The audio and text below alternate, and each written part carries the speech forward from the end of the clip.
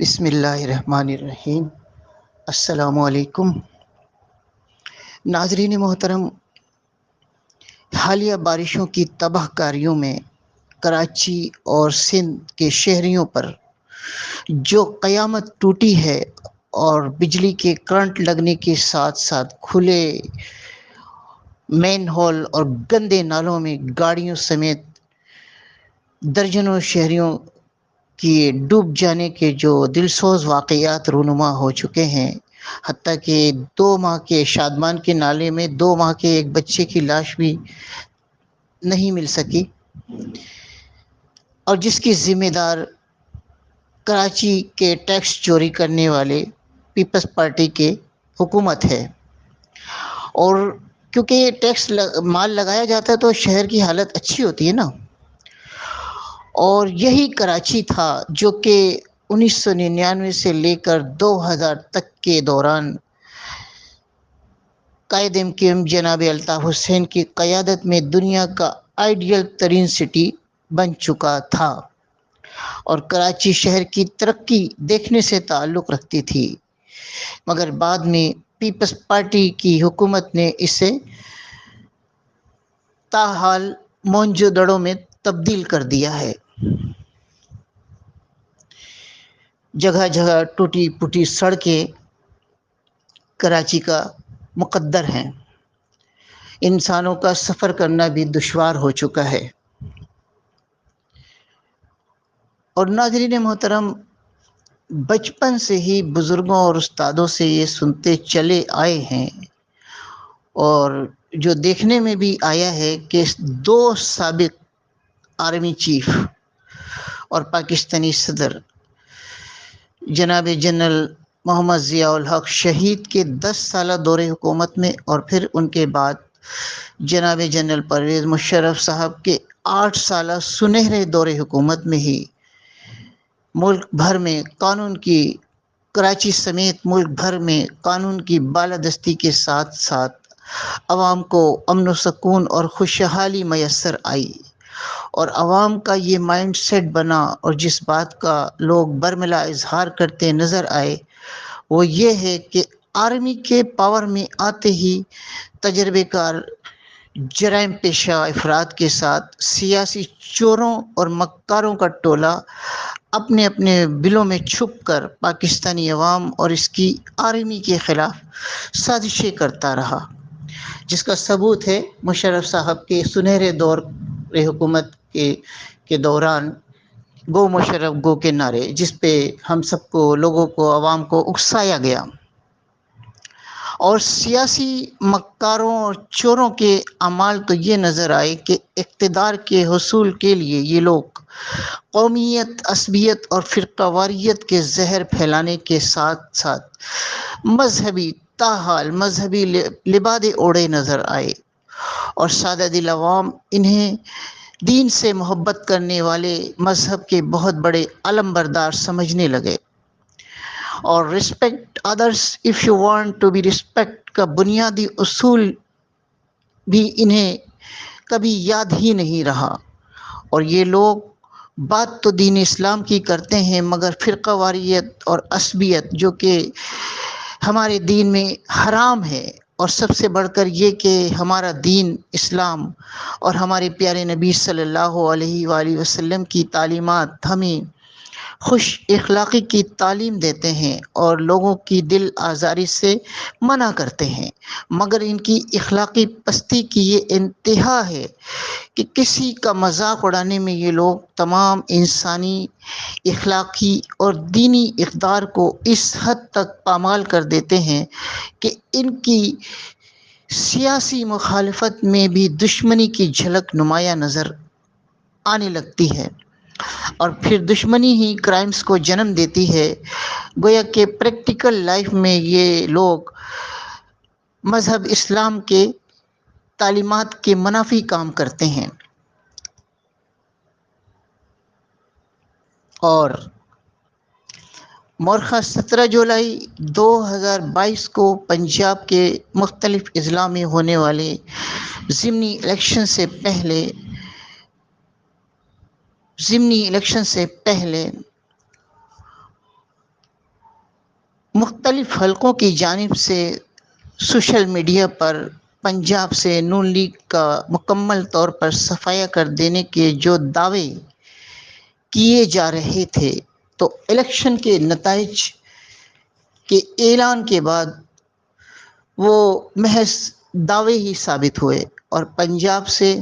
نون league کی صفائی کے دعوے دن کے اجالوں میں دیکھے جانے والے سپنوں کے سوا کچھ بھی نہیں۔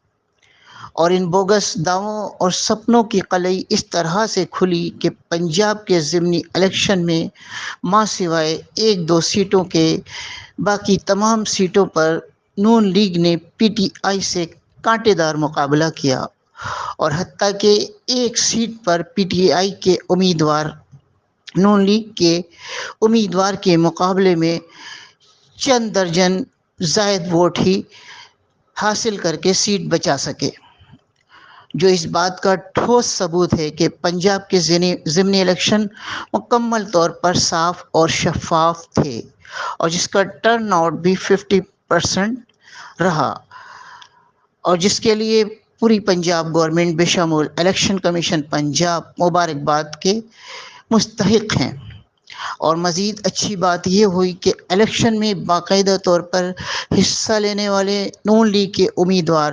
جناب ملک احمد خان صاحب کی طرف سے ان کا یہ مثبت رویہ سامنے آیا، جس میں انہوں نے خوش دلی کے ساتھ اپنی ہار کو تسلیم کرتے ہوئے اپنے مقابل کو مبارکباد دے کر ملک کی تاریخ میں پہلی بار بہترین روایت کا آغاز کر دیا، اور جس کے لیے لیگی قائدین سمیت ملک احمد خان صاحب خراج تحسین کے مستحق ہیں۔ اور یہ الیکشن پیٹرول پرائسز میں ہوش و اضافے اور بدترین مہنگائی کے خلاف مظلوم پاکستانی عوام کے شدید جذبات کا اظہار تھے، لہٰذا عوام کو ریلیف دینا انتہائی ضروری ہے۔ میرے پیارے ہم وطنوں، آپ لوگ ذرا سوچئے پلیز کہ جب پاک آرمی کی اپنے ملک و قوم کے ساتھ چاہت کے چرچے آپ لوگ کرتے نظر آتے ہیں، اور شروع سے ہی آپ سب کی یہ سوچ رہی ہے، اور جس کا اظہار کرتے ہوئے آپ لوگ نظر آتے ہیں کہ سیاسی چوروں کا یہ مکار ٹولہ ہی لوٹ مار، کرپشن، عصبیت، فرقہ واریت اور بد امنی میں ملوث رہا ہے، اور جس وجہ سے ہی آپ سب نے سابق آرمی چیف جناب جنرل پرویز مشرف صاحب سے یہ پرزور مطالبہ کیا تھا کہ جناب آرمی چیف صاحب، اللہ کے واسطے آپ ہمیں ان کرمنل مائنڈ تجربے کار سیاسی چوروں سے نجات دلا دیں، کیونکہ یہ ظالم لوگ تو اپنی تحریر و تقریر میں عوام کی توجہ قومیت، عصبیت اور فرقہ واریت کی طرف لگا کر قومی خزانے کو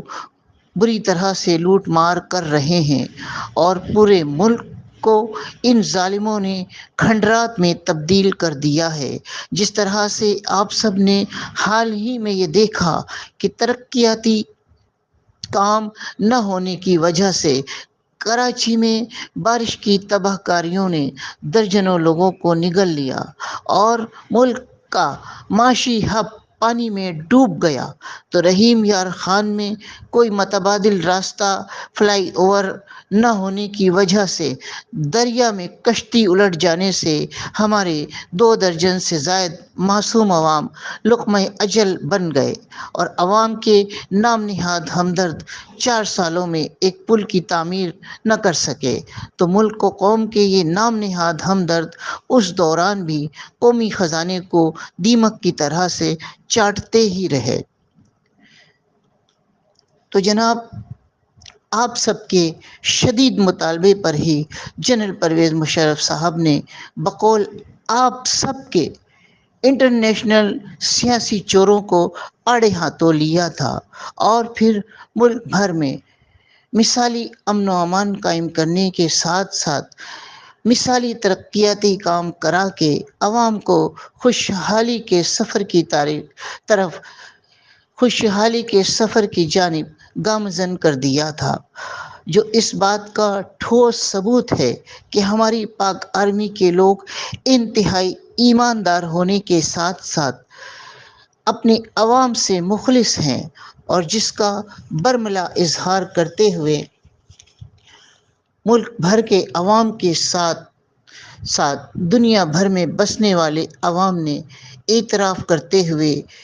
یہ کہتے نظر آئے کہ کہ دھوکے باز، مکار اور چور تو سیاست دانوں کا یہ ٹولہ ہے، جو کہ نام نہاد جمہوریت کے ترانے سنا کر اور بظاہر ہمارے ہمدرد بن کر ہماری فوج پر من گھڑت الزامات لگاتے اور بلا وجہ بدنام کرتے ہیں، کیونکہ ہماری پاک آرمی ہی ان کی چوریوں کی راہ میں سب سے بڑی رکاوٹ ہے، اور پھر کئی سالوں تک ملک بھر کے عوام کا یہی مائنڈ سیٹ رہا۔ اور اب سے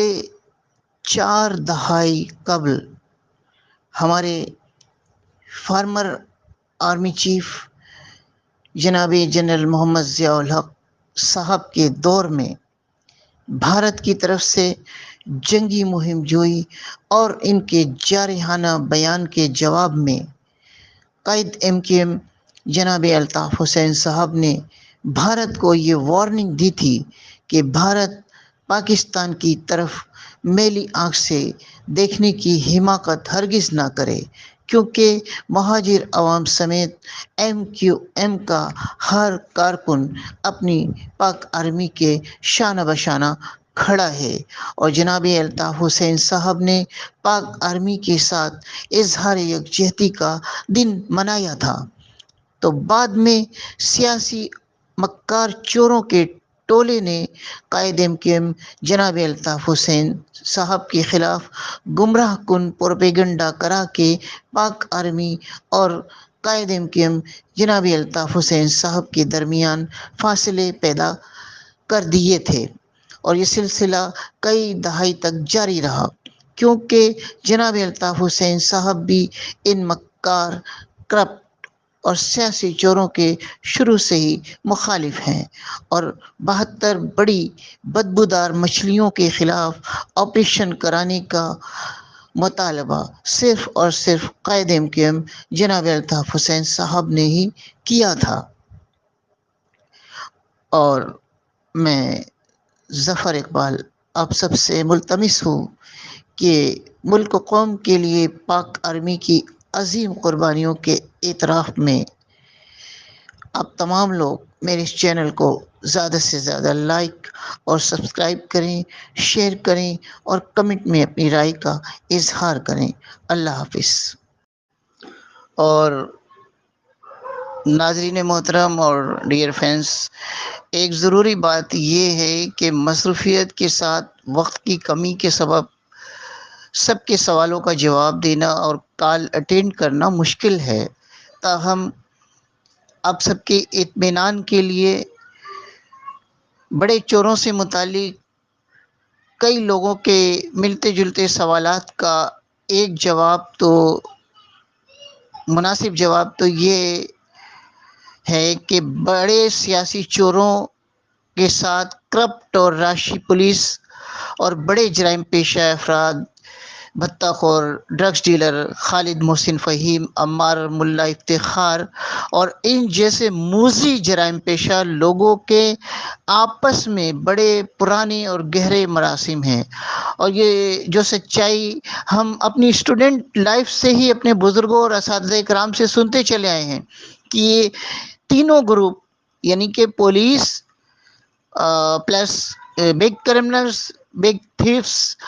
اور پلس سیاسی بڑے چور، یہ ایک دوسرے کی ضرورت ہیں، کیونکہ ان کے بغیر ان کے آپسی تعاون کے بغیر کام نہیں چل سکتا نا، تو یہ ایک دوسرے کی ضرورت ہیں، اور جس کا ثبوت یہ ہے کہ جو کہ میں سہ چکا ہوں، جس کا ثبوت ہے کہ یہ کمینے لوگ قتل جیسے سنگین جرائم کر کے، لوگوں کے گھروں میں گھس کے ان کے گھروں پہ قبضہ کر کے، گھر پہ اور بھی قانون کی گرفت میں نہیں آتے، اور درج بالا پانچوں مجرموں کی موجودگی کے بارے میں مجھے کوئی علم نہیں ہے۔ کورنگی کراچی کی پولیس،